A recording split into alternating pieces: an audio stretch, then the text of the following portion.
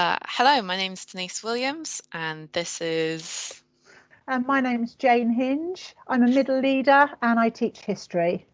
I'm also a middle leader and I teach computing. We're here today to talk about doing CPD differently.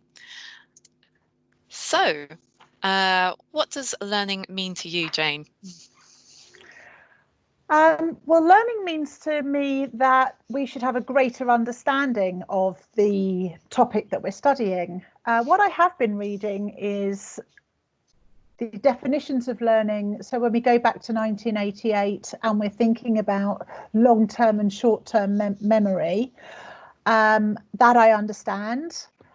I've also been reading about retaining information and being able to remember this information. And that's the bit that I find quite scary, because I do read a lot and I feel like I have a good understanding of my subject, but do I remember it all? I do actually have to look a few things up, Denise. Yeah, I completely agree. For me, learning is much less about the recall, particularly in computing, because quite frankly, you can't recall absolutely every line of code that you're supposed to do. We have libraries for a reason. So we use libraries to store information, and it's more about being able to apply your knowledge and be able to go get that information. Knowing how to Google is actually a really, really good skill in computing.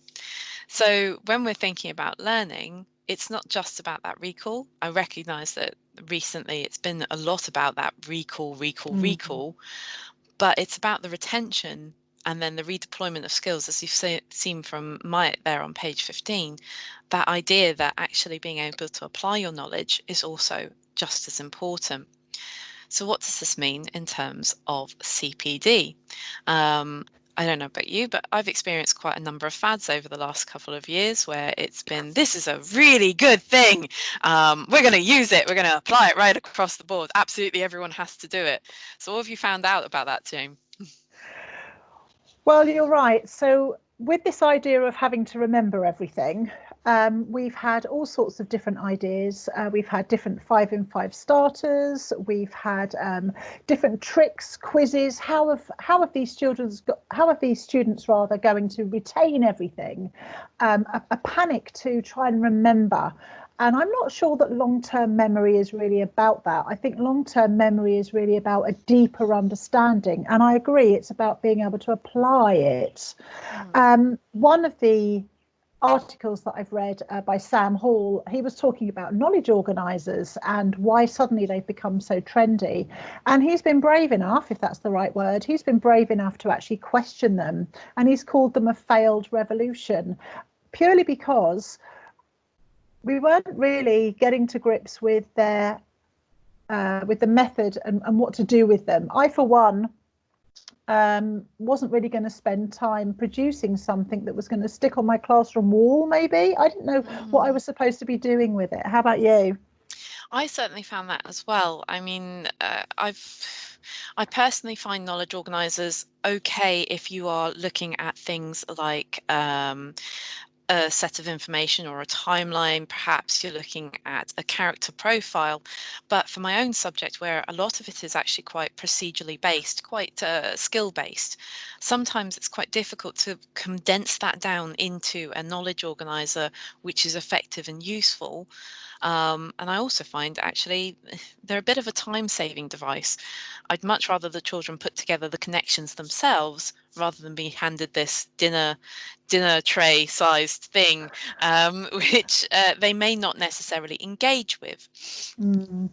And that sort of also gives me the questioning where we're coming to why we're using it. And you're quite right. Perhaps the underpinnings of why we're using it is missing. I think actually we've forgotten the routine of CPD, and the reason that we're not sure whether something is a good idea or whether it's a fad is because we don't actually measure its success. We don't come back to who we're trying to support, as in the group of students, and then we're not thinking about what are we going to do to support those specific students in our environment, in our context, at our school, and then applying our new strategy and then being able to measure it to see if it's actually worked. And because we don't test our new strategies that we're going to use in the classroom, we're not quite sure whether they're effective or whether they're a fad. Yeah, you're quite right about that. I think that it's that concept of having more in your toolbox than just the ability to teach, because when we have our CPD, when we're looking at CPD, it's not just about here is a skill. It needs to be, this is a skill that how you can apply it, or this is knowledge then how you apply it. This is who you're applying it to. So that aspect of caring, because it's not just about you know, a thing that we teach into a vacuum.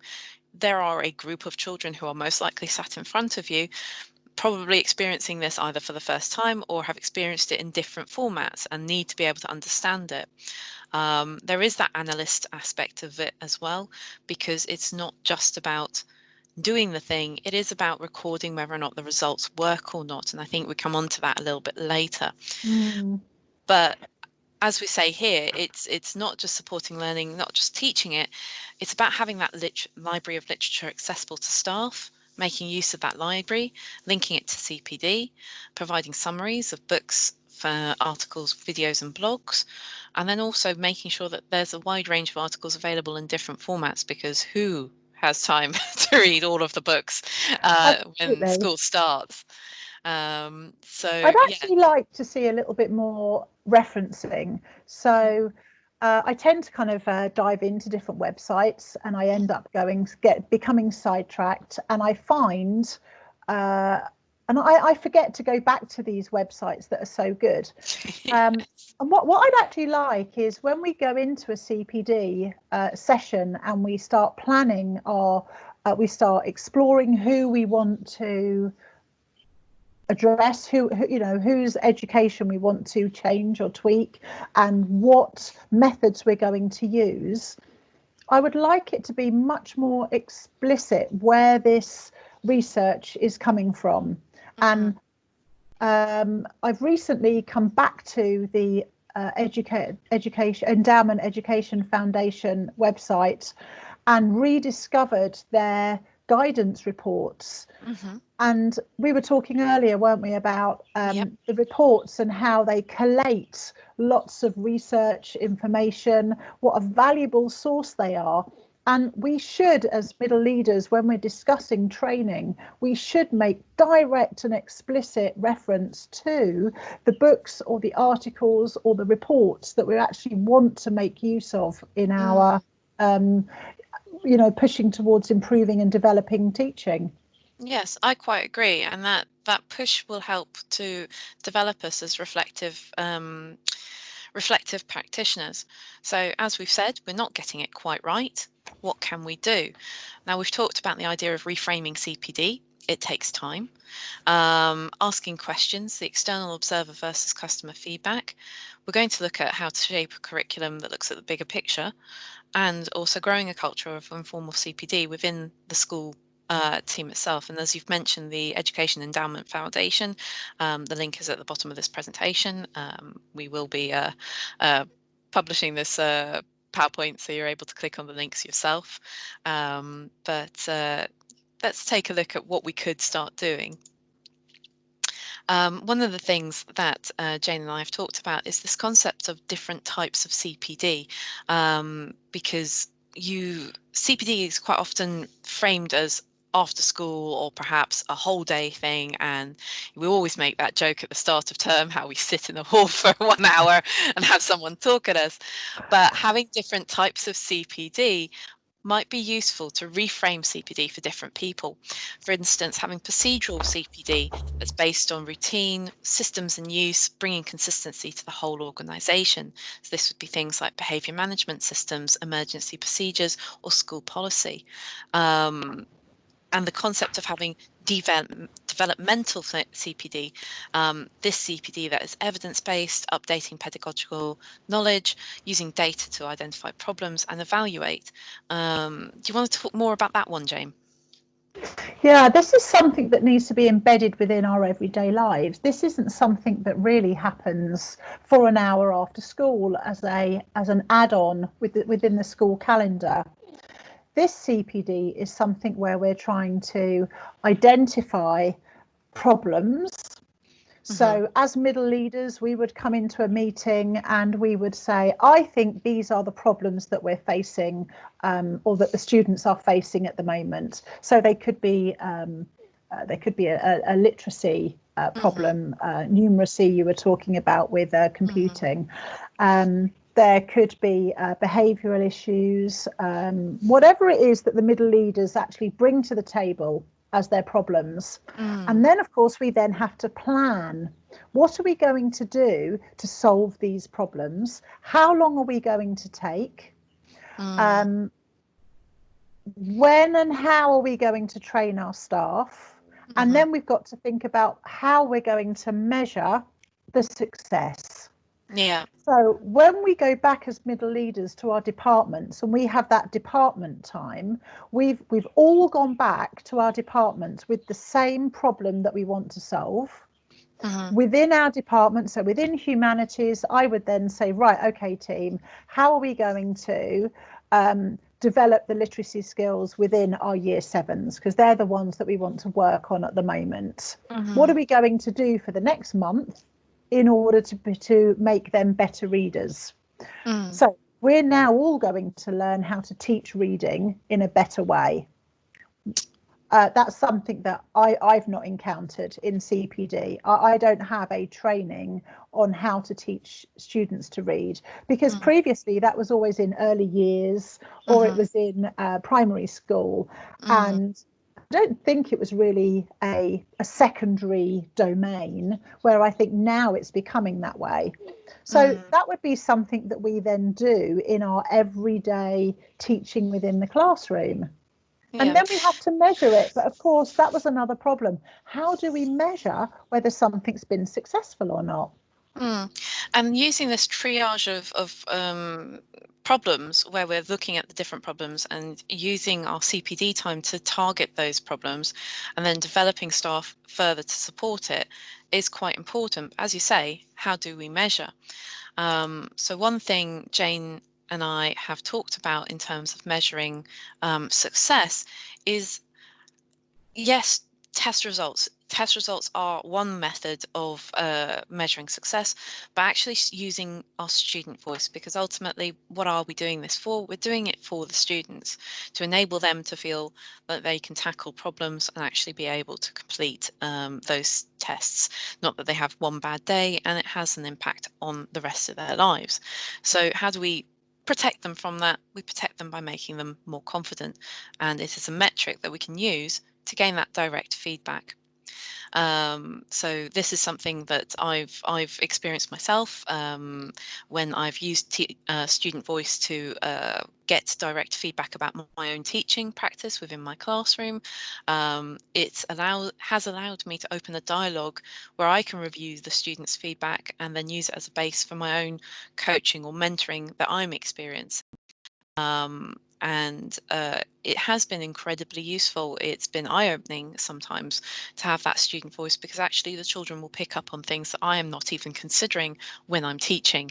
I go back to my first experience of student voice, where I had two classes. I had one class who were particularly well able, constantly got on, and we'll come back to this idea where they conformed to my idea of good behavior, and then I had another class which I never got on with, never got any work out of, or from my perspective never got any work out of, and it was a real struggle every lesson. I sat down with them, both classes got the same questions, were asked to give me the same feedback, and when I got the feedback from the worst, from my perspective, worst performing class, they gave me a piece of information which I hadn't considered: the fact that my own personal behavior in the classroom was affecting their behavior. They were reacting to me. I came in expecting them to be badly behaved. I came in shouting. I came in being you're going to get this done and you're disappointing me if you don't get it done, whereas the other class never got that because I always expected them to get on with the work. When I got that feedback from those students and I asked them, okay, what do I do to change myself, they just said stop shouting. And when I made that commitment, and I asked them to make that commitment as well, I will stop shouting if you do this, this, and this, and they said yes, we'll make that commitment. They got the better results because I changed and they changed, and it was because we developed this open dialogue between us to say, actually, you know what you're doing there isn't okay, this is affecting my learning, or what you're doing isn't okay, this is affecting my ability to teach you. And because we had that open dialogue, we were able to get on much better. The other class, the ones who I thought were conforming well and doing well, not really. They were just performing in such a way that made it look like they were behaving well, that meant that they didn't actually do as much work because I wasn't pushing them, because I didn't feel I needed to push them, because I was under the impression they were working well. And without that student voice metric, without using that feedback from those students, I would never have known, and I would never have changed my practice. So having that ability to have that student voice feedback, to get that direct feedback, was incredibly important. And I think that's something I would really quite like to see embedded across more schools, getting that feedback from your students to see if that CPD is having the effect it needs to have. And often we use it to, we wait too late. I can certainly say that I'm guilty of this. You just presume that everything's going well. You're not. I've not been having the conversation with the students for them to sit and be comfortable to open up and to discuss their learning and their learning experience. And it's only when the behaviour kicks off that we suddenly realise that there's a problem. And it's something that should have been addressed months before, and not waiting for the bad behaviour. I fully agree. And I think particularly with practices like restorative justice in schools, using online feedback will certainly improve that dialogue option. This is not to say that students should be allowed to get in the face of teachers, wag their fingers and be like, oh no, you're terrible. But definitely allow students to feel more confident about being able to take more of a stakeholder position in their own teaching and their own learning, and then also use that information to help staff to feel more confident that actually what they're doing is right, because quite often the child who does not seem like they're working particularly hard or particularly well, they may well just appreciate the fact that you're putting that time in. They may not show it in the way that you want to see it, but our kids are remarkably honest. So taking that point, behavior management, Jane. Yes, certainly something that I'm kind of looking into a lot more now. It's something that I've always just followed the policies, followed the whole school ideas, but never really kind of understood in a way that I should. And everything that I've read up till now is telling me that if we don't get behaviour right, we're not going to get anything right. And one thing that I've started to understand a little bit more now is how we immediately react to behaviours is going to reinforce them.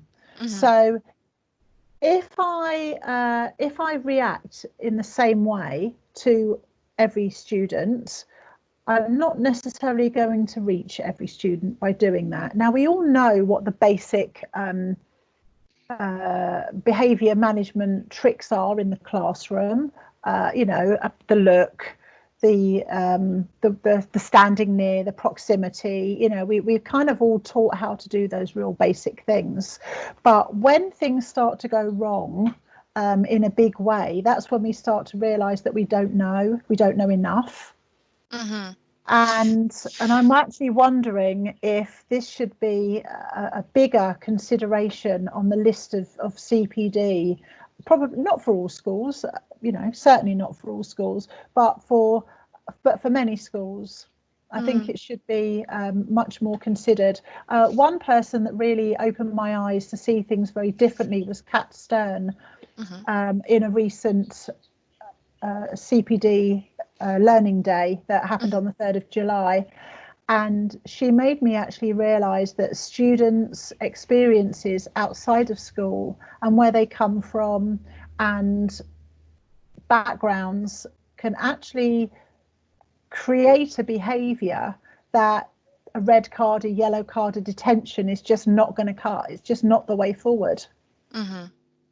I think definitely it's about moving slightly from the procedural aspect of behaviour management to that developmental aspect, that underpinning the understanding of why children react the way they react, or perhaps the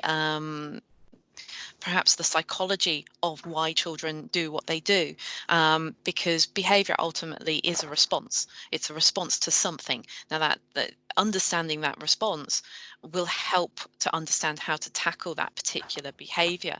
And certainly one of the best CPDs I've experienced has been the I'm okay, you're okay scenario, where you think about, okay, is this child okay? If so, they can stay in the room. Is this child not okay? Well, all right, we need to do something about it. But at the same time, you also need to think about your own level of okay. If you're not okay and the child's not okay, both of you need to leave the room, basically, because neither of you are going to be productive or useful or okay at the end of this time.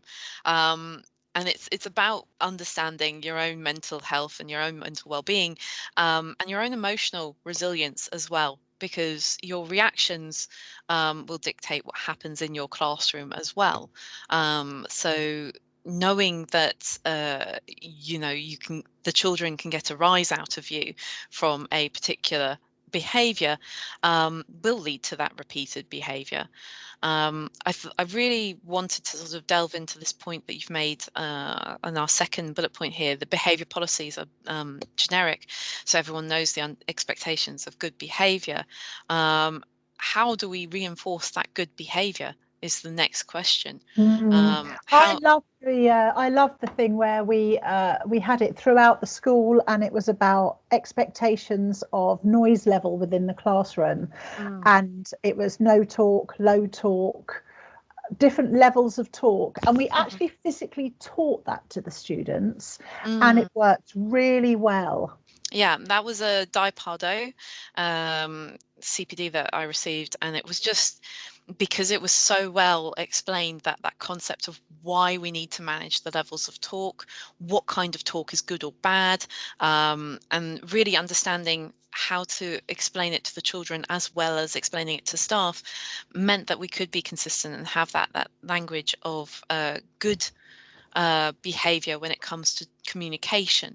And certainly that's something that I'd like to see underpin other aspects of CPD, where it's this works because of this reason, and this is the effect it will have. So So looking, maybe CPD should be focused on what's the best scenario, what's the good scenario that we want to see, and then think how we can teach the good behavior. What are the good yes. behaviors? How do we teach that good behavior? Yeah, that sort of concept of we're looking towards getting the children to choose to do well rather than um, avoiding punishment. So it's turning it from a culture of fear to a culture of aspiration, which actually melds quite well with our next point that we're going to make, is about curriculum and the big picture. This idea of expanding CPD to include those in-depth reviews of curriculum and understanding how it fits into the big picture, and helping our children raise their aspirations, making the choice that they want to do well rather than avoiding performing badly.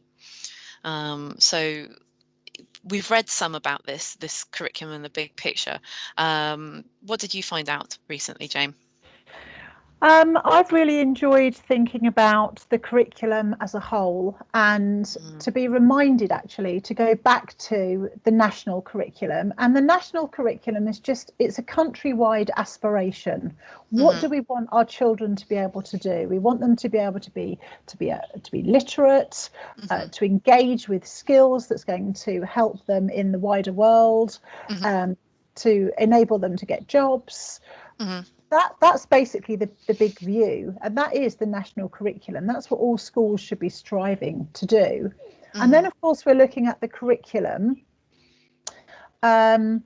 which is subject specific. It also gives them social capitals, and it is the total experience within their school. So it is about socializing. It's about socially acceptable behavior, which is what we were talking about before.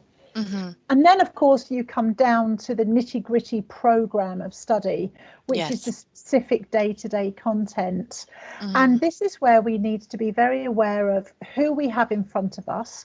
I'm not suggesting that just because I have a group of students that come from a certain area of the world that I only teach that history. And I'm not suggesting that because we're in England that we only teach English history, for example, for my programme of study. It's about giving them a wide view. One reassuring message that I had when I was watching a Dylan William, it was on YouTube actually, and it was from the Research Ed series that's been on over the last couple of months. And he did actually say, you know what, you can't teach everything that's written in your programme of study that the government gives you. You have to choose. Some things you are going to teach and some things you're not going to teach. So you have the bigger picture in your mind and you choose which aspects you are going to teach. I've been quite excited about the interest now in Black British history, in racism, in women's literature. And this is something that I've been reading a lot about, and I'm excited to get into my curriculum, into my programme of study. I think that's also a really important fact to consider is actually the world is changing so quickly. Our children, we need to be able to react to that change, and using our CPD opportunities to be able to weave those programs of studies together in such a way that they complement each other in different subjects and across the school, taking into account school values, is really important. Having that opportunity to actually discuss the why we are teaching what we learn, what the children are learning, is super important, to sort of make sure that we're underpinning everything with the evidence that actually this is really quite important.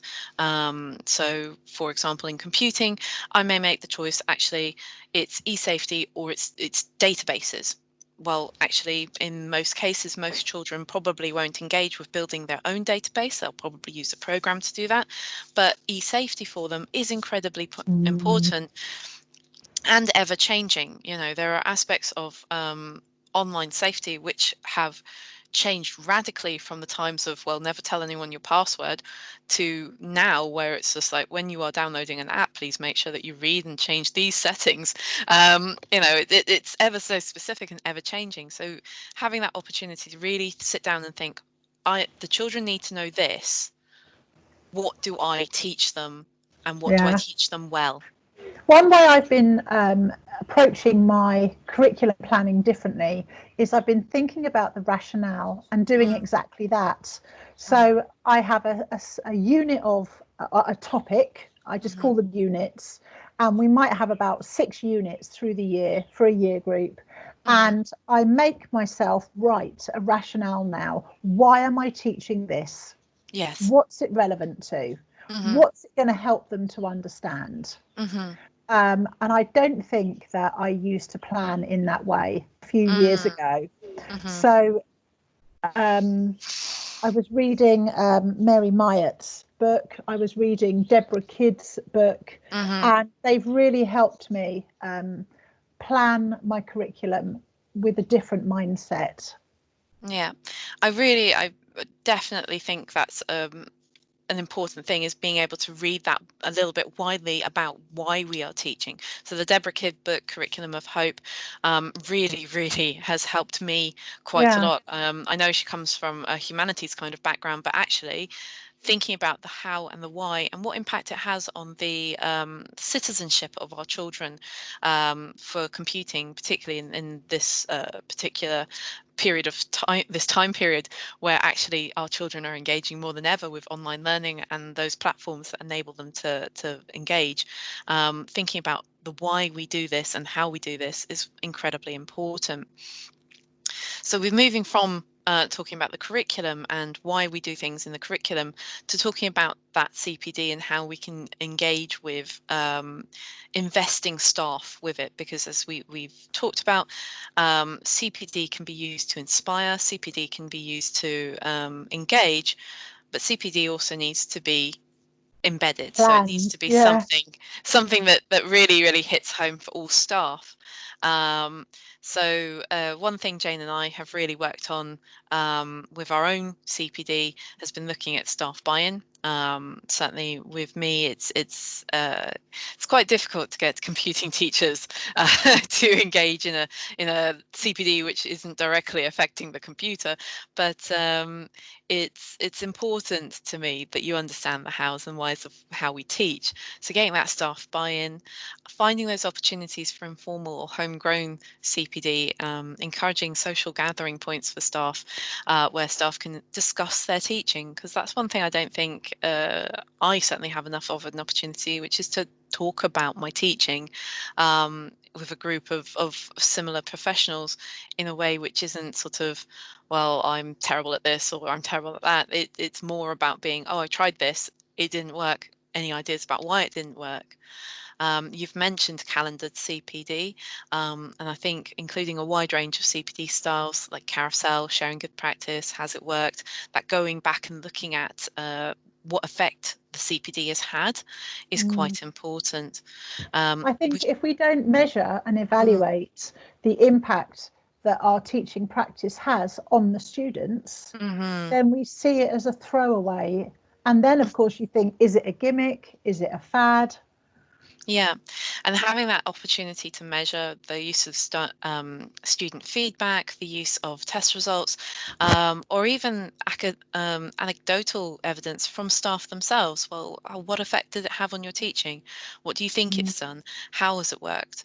And actually giving staff the ability to sort of engage in their own development in a way that isn't just, I've ticked this box, I have been present, is really, really quite important. And you've talked previously, Jane, about the idea of having dedicated department time. Well, actually having that conversation after a CPD has been done and you've had the opportunity to either implement the knowledge it's brought you or implement or practice the skill it has had, and actually getting staff to feed back about that CPD's effectiveness in a manner which is based on evidence. So it's the idea of having that information tried, tested, evidence gathered, right, here's what we found out, and we're carrying it back up the chain through middle management into senior leadership, so it can really sort of develop that cycle of development rather than being a, here is a thing, try the thing, here is the thing, try the next thing, here's the thing, that sort of that river, as Mm. it were, rather than being a river, being more of a pond. Not that we stagnate. But we have that fresh flow of information, but at the same time have the opportunity to recycle through it. Mm. And we've talked about this idea of this culture of reflection, enabling staff to participate in an environment that feels safe and inclusive. Because I don't know about you, Jane, but I find quite often I'll be asked to do a thing and then I'll be like, I've tried it, but it hasn't worked, but I don't know why. Do I tell people or do I just go, it worked? What do you think? I think that sometimes what we're given, we're given a task, or we're given a bolt on to put into our teaching, and Mm, because we don't know who it's for, we're not sure whether it relates to us or not. I mean, let's just take, I don't know, a random idea of a post-it note, for example. And I can remember a colleague had an idea about post-it notes, and it wasn't until I kind of said, yeah, but what are you going to do with them? How are you measuring this? Who's this for? And they didn't really know. All they knew was that post-it notes are really fashionable, so this is how we could use them. We could fold them up, we could throw them around. Another idea was, do you remember, I don't know if this is recent or years ago, there used to be, oh, I know, let's make a paper aeroplane, write something on the paper aeroplane, throw it all across the classroom, and somebody picks up the paper aeroplane and writes something else in it, and then they fold it back up again and they throw it across the classroom. And you just think, what? Yes. Why am I doing this? Who is Why this are you for? doing it? Yeah. Now, to me, that is not CPD. That's just, I don't know. I don't even know what that was, but that's not CPD. I don't want to spend an hour being told to make a paper aeroplane. That's what I'm trying to get across. I want something that's much deeper than that.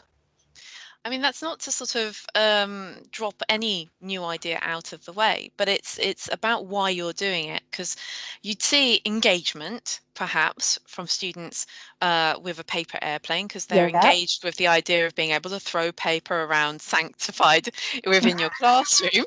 Um, but what are you actually getting out of it? So this brings us on to our next question, which is, when you're thinking about your CPD, what needs to underpin all of it is, what do you want to see in your classroom? Do you want to see conformity, engagement, or interest? And this was really quite challenging for me, because I realize a lot of my lessons, I think they are engaged, but perhaps they are They're just conforming. And I do have to question myself, because you get the, oh, they're all very engaged, they're all very quiet and working, and then actually, well, No, are they quiet actually working. They're just conforming to your quiet? wishes. Yeah. Exactly, and And that even if brings me they're back. engaged, for me, even if they're Mhm, writing that essay and, mhm. they've got their head down and they're 2 paragraphs in, are they really interested in it? And how do I know the difference between them engaging and them being interested? Yeah. The interested child is the one that isn't writing and is constantly got his hand up, right? Mm. The student is, yeah, but miss, what about this? Yeah, but what about this? And actually, the biggest mistake I make is I say, no, we're not talking now. You've got to write the essay. Yes. Have I just killed the interest? Yes. So it's going to be really quite challenging coming over the next couple of years when we're looking at CPD and developing ourselves, is actually, how do we shift away from that conformity, that engagement, and look at what are the children actually interested in? How do we rate that interest? So one thing we've sort of talked about is shaping our learning, and looking at how we can get CPD to shape um, the teacher's view of what does learning actually look like within the classroom, and how does it make sure that the staff have got that ability to use the new things that they've got, the paper airplane. Can we actually turn that from a fad into an actually productive classroom tool? Or is it a time saver? Does it just stop them from being bored for that precise second? Um, or does it reinvigorate them? So looking at how we can provoke professional curiosity within staff, but also pure professional curiosity within students. They actually want to learn the things that we are learning. And Um, shaping the learning as well is about, we've talked about the questions, we've talked about the verbal communication, and mm, actually, should we not keep that verbal communication going and not be so paranoid about getting the essay written? Which one mm, has got more value? Marking, what's got more value? mhm, Should we be taking 30 books and marking them, and we finally get those books back to them a week later? Who's really interested a week later? mm. And I've actually found myself in the classroom saying, no, look back in your book. I spent 3 hours marking those books. You will look at it. Mhm, mhm, That suddenly has become really negative. And actually, what's been better I feel, I don't know about the students because again, I didn't ask them, and maybe we should, which type of marking is better for them? Is it on the spot, I'm going to come and sit next to you now, I'm going to look at what you're writing now, or is it that I take their book home? What do they want us to do? What would be more beneficial for them? I don't know that we've actually asked our students. Have you asked yours?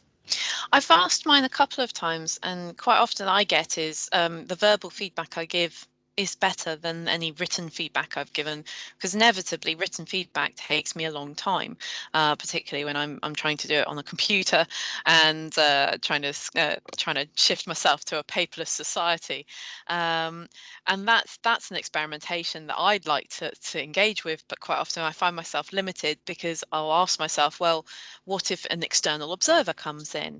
How will I prove that I'm actually giving my feedback? Because verbal feedback is, by its nature, not recorded.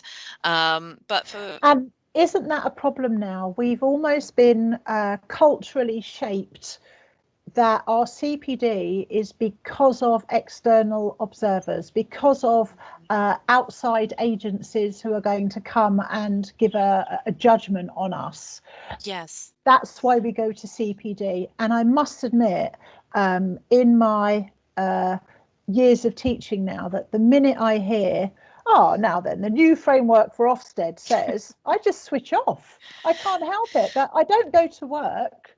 I don't work for Ofsted, I work for the students, and I think we need to shape the way that we introduce CPD to be more student orientated and not to those outside people coming in, because I think that almost destroys CPD, doesn't it? yeah, it really does. And I think that's an aspect that is certainly, as both middle leaders and leaders above us need to take into consideration, is that leadership knowing the direction of what they want out of their CPD. And in order to make sure that it is doing those things where it's really underpinning the school values, it's non-reactive, it's based on updated communication, as you say, from the Educational Endowment Foundation being one particular source, and that it's proactive CPD practice that develops the professional, not meets the framework. Because ultimately, in order to meet the new framework, you have to develop the teacher. So it's almost a bit of a self-eating snake kind of situation, where Yeah. actually, in order to do the thing we need to do, we need to be able to do the thing properly. Yeah. One thing you were saying earlier was that if CPD was planned in a more structured way, I mean, maybe our CPDs are planned, but we just don't have that explicit experience of the planning. And as middle leaders, I certainly need to engage more with specific planning of CPD. I found that I'm often reactive because I'll go to a middle leaders meeting, I'll be told something, and then I just feel like I'm passing down the information. I don't feel like I'm really constructing the training within my department in a way that's going to benefit the students. Yeah. One thing that you said before, which I thought was really valuable, is that if we actually planned our CPD in a more specific way, we could then give our team reading to do before we meet. That was one thing I thought was a brilliant idea. Having that sort of planned CPD aspect really enables all of us to be able to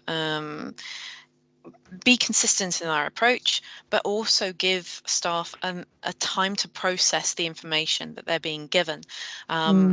I mean, it's very much like how we should be teaching. I mean, no one would definitely give a child a test based on information they only received an hour beforehand.